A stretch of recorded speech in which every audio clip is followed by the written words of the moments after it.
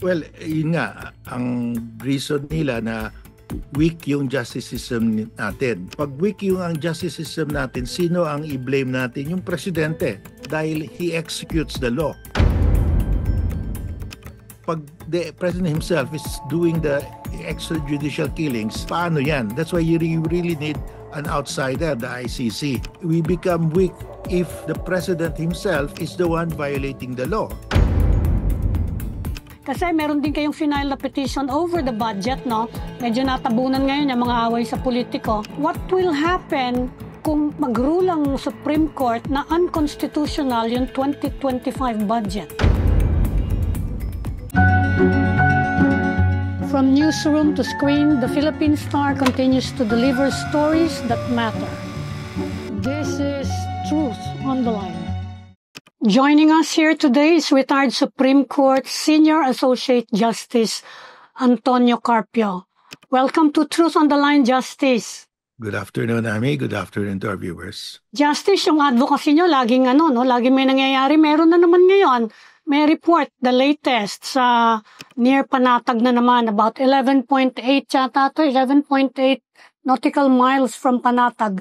Noon daw Monday nangyari, yung 2 frigates, Chinese frigates, yung isa nag-tail doon sa isa nating warship at yung isa Navy ship at yung isa naman kinap daw doon sa bow. Ano bang magagawa natin? I understand, Justice, you are suggesting na we take it na to the International Court of Justice, no? Ano bang pagkakaiba nun if we go there and if we go to the Permanent Court of Arbitration, which we've done already? Well, for the maritime dispute, it should be an UNCLOS tribunal sa The Hague, katulad ng first arbitration.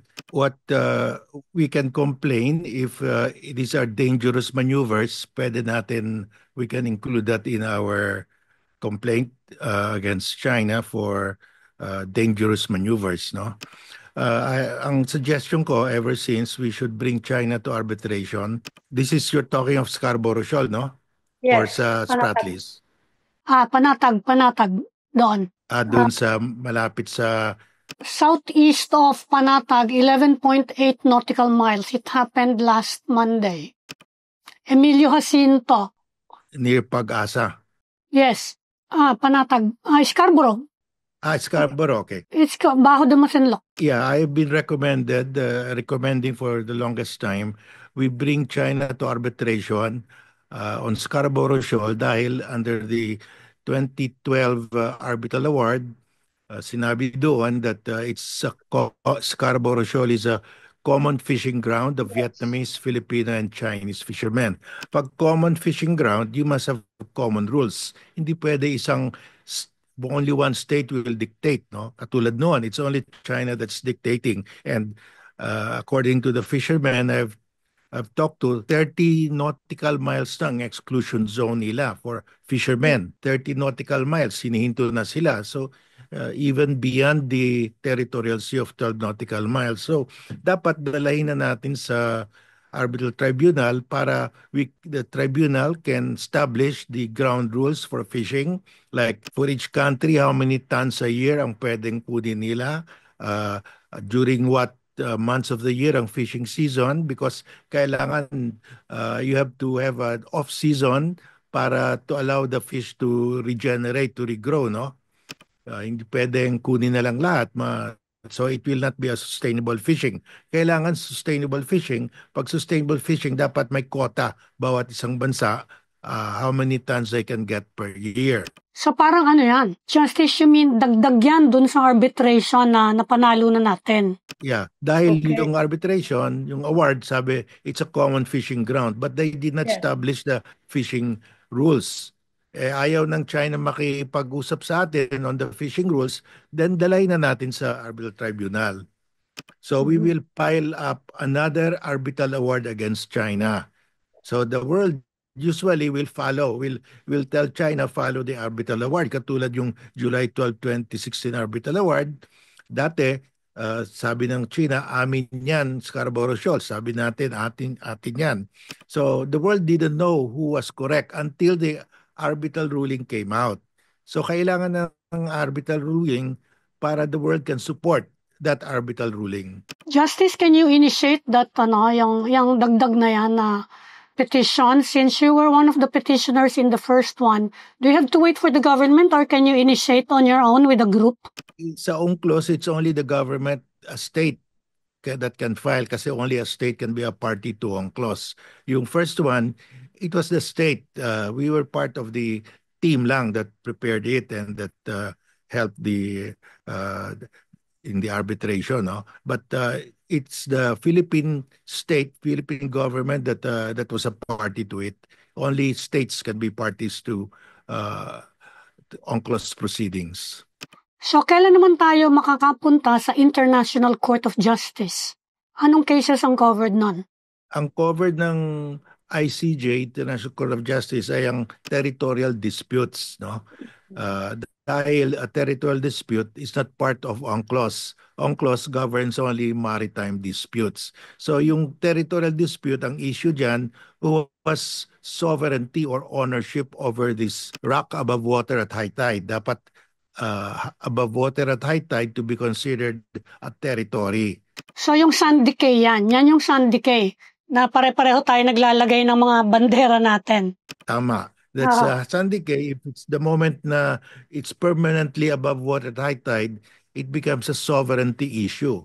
No? Pag submerged at high tide, that is an UNCLOS, that is a maritime dispute. You have connections in the government. Sa tingin nyo, yung sentimiento netong Marcos administration to suggestions like this? Naririnig ba kayo? Are they willing? Well, I have been talking to many of them, pero eventually it's really the president that who will decide, no?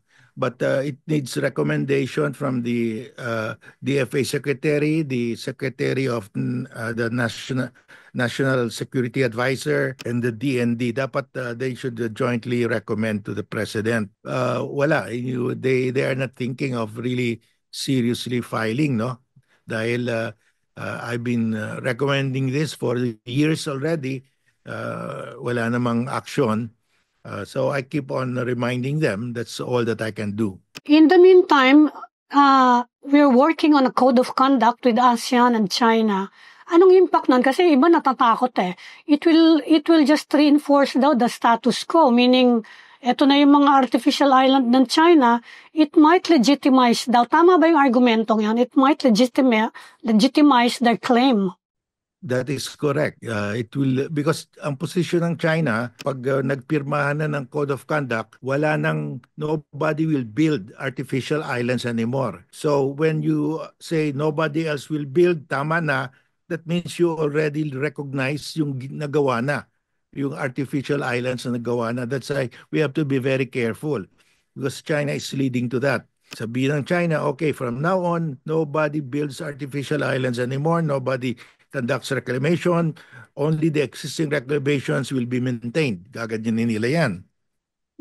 Parang ni-recognize mo na yung kanilang artificial islands sa Mischief Reef, Subi Reef, at saka Fiery Cross Reef, at iba pang areas sa Spratlys, no? So, that's why, dapat ang suggestion nga ni former DFA Secretary Teddy Boy Locsin, sabi niya, the arbitral award should be made a part of the Code of Conduct para klaro na hindi natin binabago yung arbitral award and we are not changing our violating our constitution. Well, China is waging di naman warfare na kundi extending its projecting power hindi lang dyan sa maritime pati cyber ngayon nagkakaproblema tayo. I think you're following all these events and may mga nahuli na mga allegedly finalan na ng kaso na they are suspected of spying on the Philippines. Kaya lang tinitingnan namin, mayroong argumento, tama ba Justice na yung treason, you can file a case for treason only during wartime? That is correct. Treason is a crime that can be committed only during wartime. The same facts will not constitute a crime during peacetime, except that it could fall under there is a provision in the Code of Conduct for Government Employees that you must be loyal to the Republic, to the government. But that's a very light penalty. The penalty is very light, no? Ang tawag dyan, disloyalty to the government. If you are a government employee lang, But if you're a civilian, that will not apply to you because that code of conduct applies only to government employees. So that is the closest case that you can file against a government official who does a treasonous act during peacetime, disloyalty to the republic. Pero the penalty is very light and it will not apply to non-government official employees. So we need really a law. And I think the National Security Advisor is recommending that we file a law katulad sa US and other countries during peacetime. If you are a civilian and you pass secret information to uh, another country, you can be held liable. What about yung ano natin, yung batas natin sa espionage? Mahina din daw eh. May mga nakikita ko, although has it been updated, parang lumakas na yung penalties ngayon. Ano ba yung latest sa espionage laws natin? Because the congressmen also want to amend it, no? I'm not aware that it has been recently amended, no? Updated. I think we still have the same espionage law since way back, no? Commonwealth. Yes, I think just before World War II. Saka against US yun and Philippine governments, di ba? Hindi na bago kahit kailan. We really have to update everything kasi iba na ngayon. You have internet. Noon, wala namang internet noon. Wala namang wireless communication noon. Puro wired communication ang covered. May isa pang issue ngayon since you were a former Chief Justice, tanungin ko na kayo kasi merong I guess argument between the Office of the Ombudsman and the executive na sabi ni Justice Secretary Jesus Crispin Remulla. Medyo weird daw yung order ng Ombudsman na pinapa-explain nga ang mga top cabinet members tungkol dun sa pagkakaresto kay former President Rodrigo Duterte. And sabi ni Justice Secretary, parang minadali daw yung pag-o-order ng explanation because it's based on the committee chairman's report, meaning referring of course to Senator Amy Marcos, and not actually on a committee report. So pwede siyang aksyonan ng ombudsman. Pwede kasi anyone can file. But hindi pwede sabihin ni Senator Amy Marcos that is a committee report. It was not a committee report dahil wala namang approval ng committee. Committee chairman daw. Committee chairperson's report naman. Nilinaw naman niya. Yeah, individual report niya. So, pwede pala yon. So, paano ngayon kapag nagkaroon ng order ang ombudsman na tigilan nyo na yan, mapipigilan ba gobyerno from cooperating with the Interpol? Well, in the first place, that very issue is with the Supreme Court now, di ba? I think Senator Bato brought it that dapat magkaroon ng local warrant of arrest by a local judge before you can surrender a person to the ICC. Yun ang position nila. That is also the position of Amy in her complaint sa ombudsman, no? Na walang warrant of arrest of a local judge. Well, pwede sabihin ng mga respondents, sila Secretary Remulla, na that very issue is now under litigation before the Supreme Court, no? Dahil wala namang precedent yan, no? This is a case of first impression. So, I suppose that will be their answer, no? Na they will say na Republic Act 9851 allows the surrender of a person accused of a crime against humanity. We can prosecute him here, or we have the option to surrender him to an international tribunal. Yun naman nakalagay sa batas na Republic Act 9851. Wala namang nakasabi sa Republic Act 9851 na kumuha ka muna ng warrant of arrest from a local judge, no? To surrender. So it's a case of first impression. So hintayin na lang natin anong sabihin ng Supreme Court, no? Ikaw, sir, personal. You're a former Justice Chief. Anong tingin ninyo? Well, the cabinet members can rely on the law itself, no? 9851. Wala nakalagay doon na you have to secure a local warrant of a warrant of arrest from a local judge. But it can go either way, as I've said many times, no? sasabihin ng pwede rin sabihin ng Supreme Court na, well, you have to interpret 9851 in accordance with the Constitution. There should be a warrant of arrest. But since it's a case of first impression, this will guide you in the future. Pwede sabihin yan.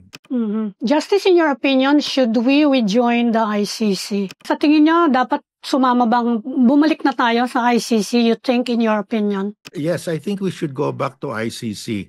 Dahil nakita na natin na if the president is someone like former President Duterte, tens of thousands of Filipinos can be killed without due process. And since he is the president, he controls the DOJ, he controls the NBI, the police. So walang mag-i-investigate, walang magpo-prosecute against these people who commit crimes against humanity, commit extrajudicial killings. If the extrajudicial killing is a state policy like what President Duterte did, inamin niya naman sa Congress, sa Senate hearing at saka sa House hearing, na he alone is responsible. He formed also a death squad. Pag yung nag-form ng death squad presidente, the president controls the DOJ, kontrolado niya yung prosecution, kontrolado niya yung police. Sino mag-imbestiga? Who will file the case in court? Wala. So that's why there should be a remedy kasi ang principle natin, for every wrong, there must be a remedy.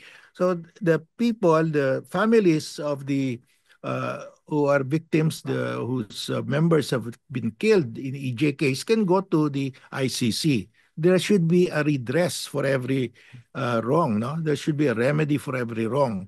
Pero if the president himself executes the law, is the one who's breaking the law, saan ka pupunta? That's really the reason why we should go back to ICC.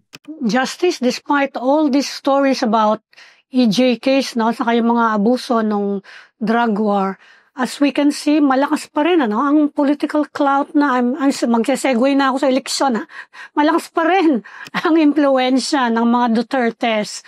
And ang sabi ng iba, dahil daw ito sa weakness ng justice system.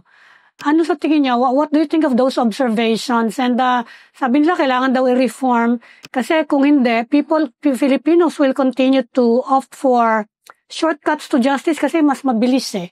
Anong tingin niyo? Well, yun nga, ang reason nila na weak yung justice system natin. Pag weak yung ang justice system natin, sino ang i-blame natin? Yung presidente, dahil he executes the law. Pag the president himself is doing the extrajudicial killings, paano yan? That's why you really need an outsider, the ICC. We become weak if the president himself is the one violating the law. Wala talagang there's no recourse, there's no remedy. There is a wrong, but there is no remedy. Dahil hawak niya yung police, hawak niya yung investigation, hawak niya yung prosecution. Walang mag-aabla. Walang magpo-prosecute. Within the legal system lang, within the prosecution and the judiciary. That's why we should go back to the ICC because there will be a situation like what happened during the time of Duterte.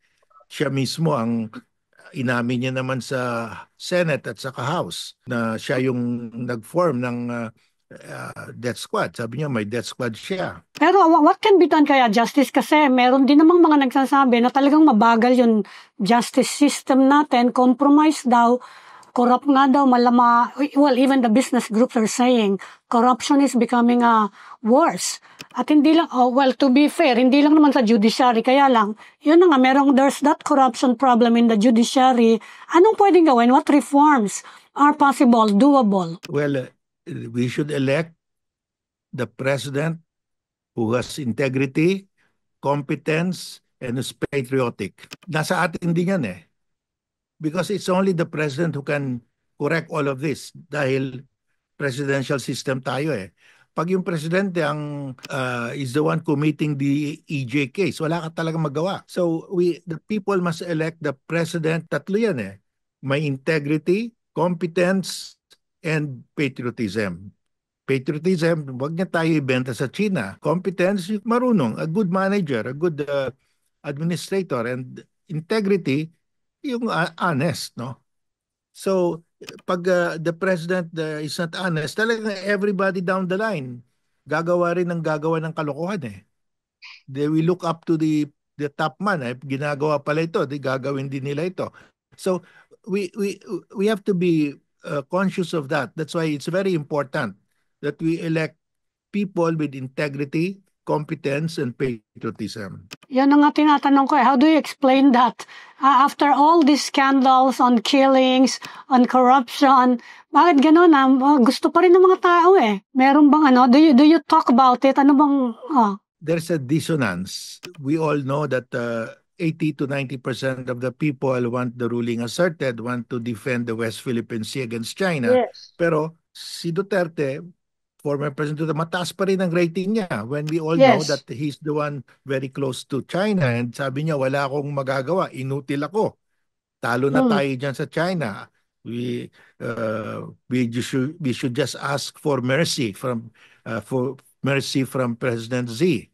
So may dissonance no? So yun ang it's very surprising na people, Duterte has a high rating pero the people also don't want a government that is accommodating to China, no? In fact, sabi nga ng mga pollsters, it's not an election issue daw eh. It's not high in the among the concerns for elections. At actually, ang tumataas pa ngayon, according to Okta is peace and order. How do you explain that? Kahit ang taas naman ng ng build-up ng mga stories about the West Philippine Sea, pero bakit kaya? Yung peace and order is going up because I think petty crimes have increased. Have been increasing because of the hard economic times that we're in now, no? That's why tumataas yung peace and order in the consciousness of the voters. Yun ang, that's what's happening. And when you think of peace and order, when the massa thinks of peace and order, they will remember the hardline position of former President Duterte, no? Yun ang kasi yun yung propaganda niya na papatay niya lahat itong mga kriminal na ito. Yun ang so that's why he remains popular because of that. He remains popular and he might actually win. Hindi pa siya nagwi-withdraw as mayor of Davao City eh. What happens kapag nanalo siya and he's in The Hague? Pwede bang may mag-take over na parang OIC sa Davao? Ano pa yung pinaka-feasible?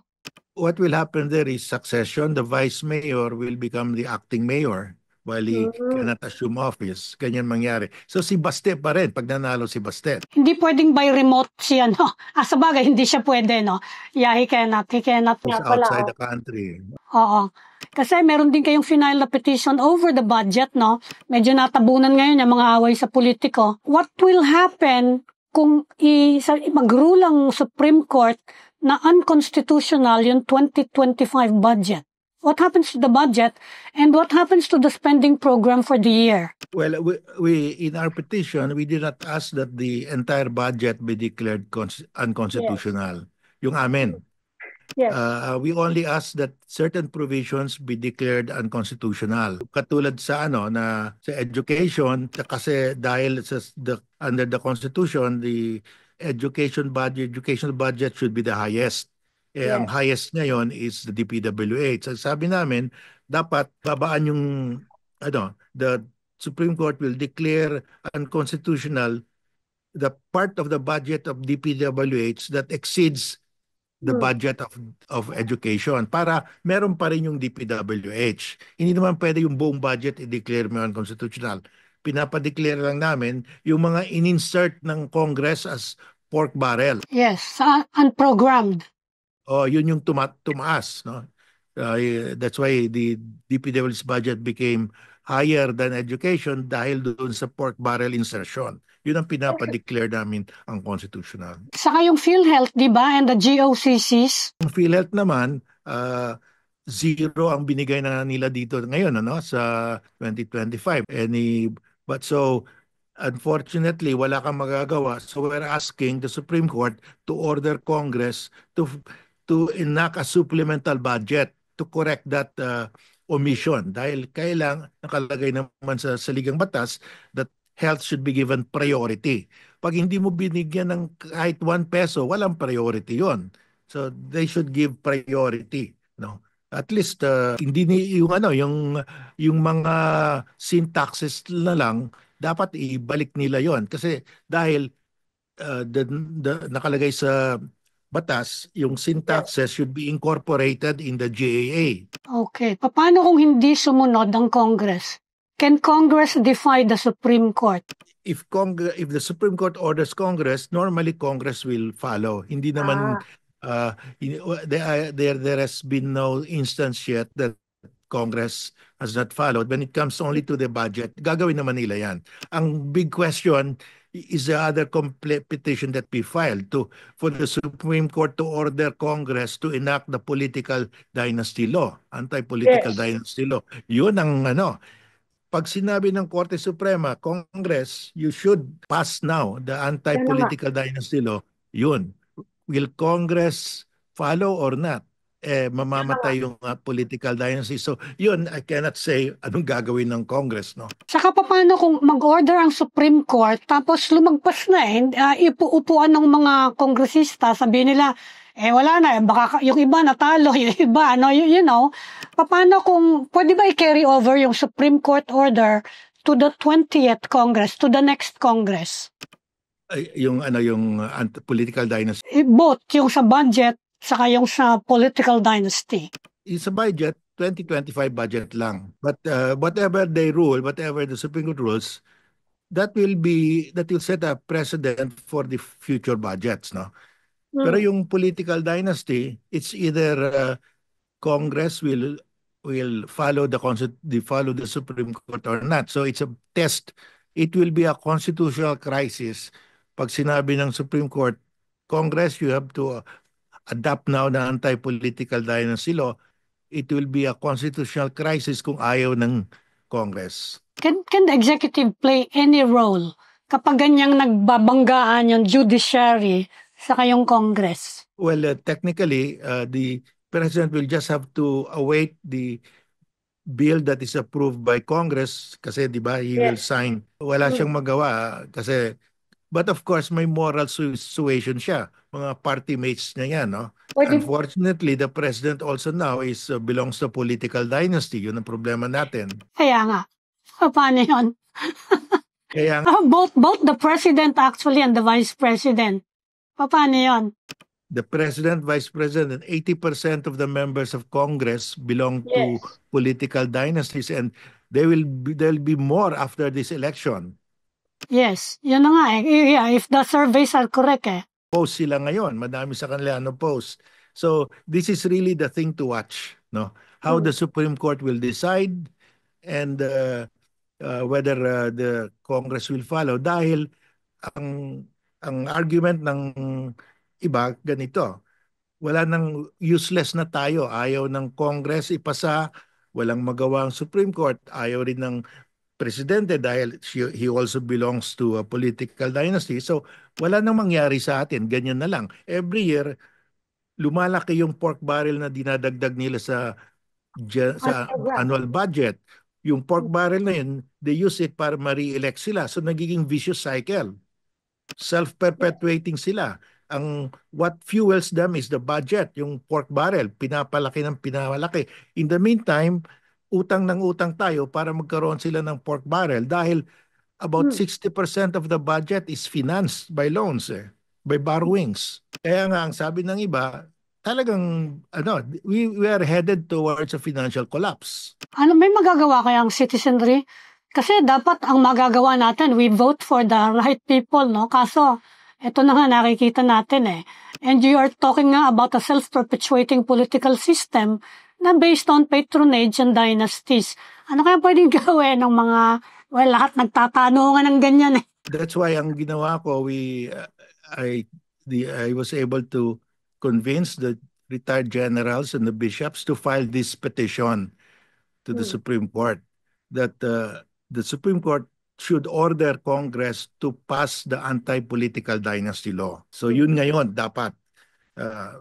The Supreme Court will understand na pag hindi nila pinasa ito, you can just imagine what will happen. Justice, marami pa akong tanong at dami pang mga issue pero we've run out of time and I know you're busy. Marami pong salamat for joining Truth on the Line. Thank you. Salamat, Ami. Maraming salamat sa mga viewers natin.